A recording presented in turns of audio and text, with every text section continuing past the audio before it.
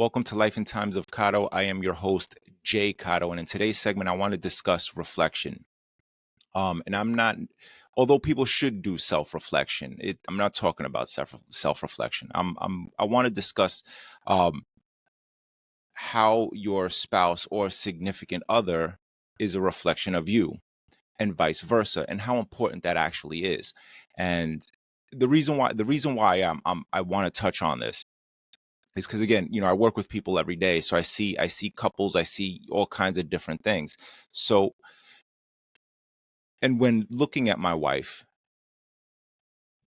she has a certain glow about her. She has a certain vibe about her. She has a certain way that she carries herself. Now, a lot of that, yes, could be due to that's just who she is.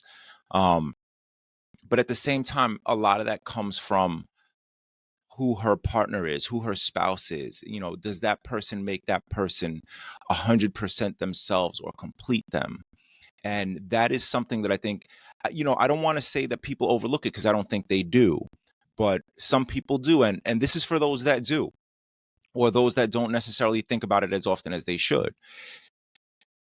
It's a very big thing to look at your spouse and just give them a once over, not just to check them out, because you should be doing that shit anyway, straight up. But just give them a once over and just kind of look at them, and look at them in public, how they act, how they react to things, how they speak to people, if they walk in a way that it's upbeat, if they're slouched down, observe those things, look at those things, because that is a reflection of you when you are not there, right? And when you're not there, does that person carry your completeness? Do you complete that person in a way that when you're not there, they're still complete, they still know, you know um again, my wife has this glow about her, and then she just kind of, and yeah, it could be just because she's my wife and I'm in love with my wife, as anyone should be. It could be that.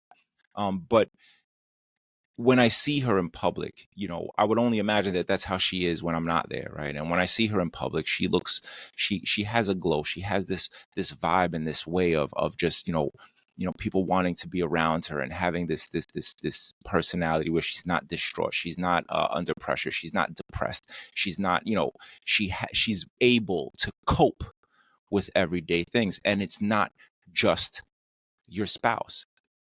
Look at your children. Are your children a reflection of you, right? You are responsible for the person that you're with, for the people that you're with, for the people that you're bringing up in the world. And it's just something that lately I've just kind of been looking at. And again, I work with people all the time, and sometimes you see couples, and sometimes you see people that just don't necessarily look happy. And yes, I'm not going to tell you that I know all the dynamics of their relationship or whatever it is, but there's people that genuinely look like they're unhappy to be with each other. And the saddest part about that, right, is if they're unhappy together, separately, you might get a different version of that person, and then that person is complete, and has that glow, and has that, so again, you're responsible for that. Or that person could be miserable when you're not around, because they're miserable with you and they're miserable without you, because now it's a constant thing, like, ugh, my life sucks, I'm with this person, he sucks and she sucks, or whatever it is, right? So be conscious of that, like, again, even with my children, when I see my children, how even keeled are they? Are they able to go through life and go through situations in school? Because some children in school is their world, right? That's the beginning and end of all things, right? It's very important to them, and how they interact with their friends. um how do they cope with the ups and downs, right? And that's one of those things that lately I've been noticing. Like, I look at my youngest daughter, I did a podcast with her, um and she's so bright, so sunshiny, like she has this, and again, that's her, that is who she is. But you are responsible to entertain that, to make sure that that grows. And it's the same thing with your spouse, man. You never want your spouse to be the one that I just spoke about, where they're miserable with you and then they're miserable without you. They're walking in the street looking like, oh shit, it's fucking. You don't want that. And like I said, I look at my wife and my wife looks complete. She looks happy. She has a glow. Now don't get me wrong, this shit ain't perfect, man. There's days that she's gonna be like, I fucking hate this guy. He pisses me the fuck off. You're gonna have that, right? That happens.